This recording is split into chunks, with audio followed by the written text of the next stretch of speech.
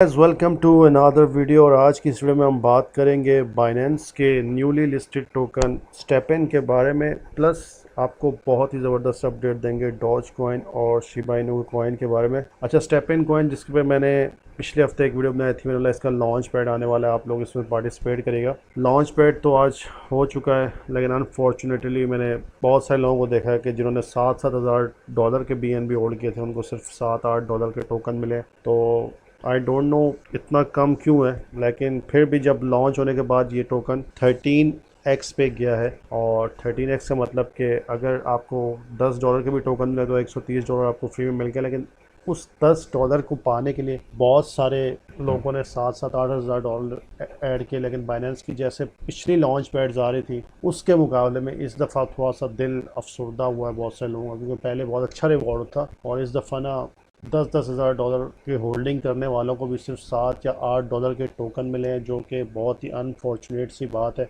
लोग बहुत ज़्यादा एक्सपेक्ट कर रहे थे, लेकिन 13x ये टोकन गया है। और इसकी अभी फाइनेंस में कंपटीशन चल रहा है लर्न और अर्न का, आप इसको मज़ीद अर्निंग कर सकते हो। प्लस इन्होंने ऑलरेडी पहले ही जो है ना, प्री सेल प्राइस से पहले एक प्राइवेट कैपिटल फर्म थी, उसको इन्होंने 5 मिलियन के टोकन सेल किए थे। आप देखें, Stepn has raised 5 million USDT from Sequoia Capital and other leading Web3 investors, where 16% of GMD token supply has been sold। 16% token जो इसके थे ऑलरेडी, वो इन्होंने पहले ही सोल्ड कर दिए थे 0.005। तो अब इसकी प्राइस अगर हम देखें इस वक्त जा रही है जो, वो है ऑलमोस्ट 13x। सही है, तो 13x इसकी प्राइस है, इस वक्त 13 सेंट पे चल रहा है। मैं आपको इसकी प्राइस दिखा दूँ, और $0.01 इसकी लॉन्चिंग प्राइस, मतलब प्री सेल प्राइस थी। और उसमें किसी को मिला तो नहीं है, खैर बहुत कम लोगों को मिले, लेकिन जिन लोगों के पास लाखों डॉलर के फंड्स थे उन्होंने फिर कुछ ना कुछ सही तो $400-500 के उन्होंने हासिल कर लिए, और उनको अच्छा खासा प्रॉफिट भी हो गया $2,000 का। लेकिन जो छोटे इन्वेस्टर थे उनके लिए बड़ी दुख की बात। और मुझे ये समझ नहीं आई कि यार एकदम से ये 8 मिलियन BNB कैसे फंडिंग में आ गए बाइनेंस। तो हो सकता है ये भी कि बाइनेंस वाले खुद उन्होंने इस प्री सेल में इन्वेस्ट किया और उनको टोकन मिले हो। लेकिन अभी आपको प्राइस बता दूं, GMT की प्राइस अभी जा रही है जी 13 सेंट पे। जी हाँ, और इसने ऑल टाइम हाई जो मारा है वो 19 सेंट मारा है, यानी कि 19x प्री सेल प्राइस के बाद। तो अभी आप अगर इसमें इन्वेस्ट करना चाहते हैं तो अभी नहीं करिएगा, प्राइस को नीचे आने दीजिए। 3-4 सेंट पे मुझे लगता ही आएगी, हो सकता है उससे भी नीचे जाए। लेकिन क्योंकि ये टोकन है, ये मूव टू अर्न का टोकन है, मतलब कि एक्सरसाइज फिटनेस वगैरह का टोकन है, तो इतना कोई ख़ास इसका यूज़ केस नहीं है, बहुत ज़्यादा इसका यूज़ केस नहीं है। सिर्फ आप लोग जो इसको वही होल्ड करेंगे जो कि इस टोकन को मतलब फिटनेस वगैरह का शौक रखेंगे, इसकी ऐप डाउनलोड करेंगे। तो बेसिकली रिवॉर्ड बेस्ड टोकन है, तो मुझे नहीं लगता कि इसका बहुत ज़्यादा ऊपर जाने का चांस है।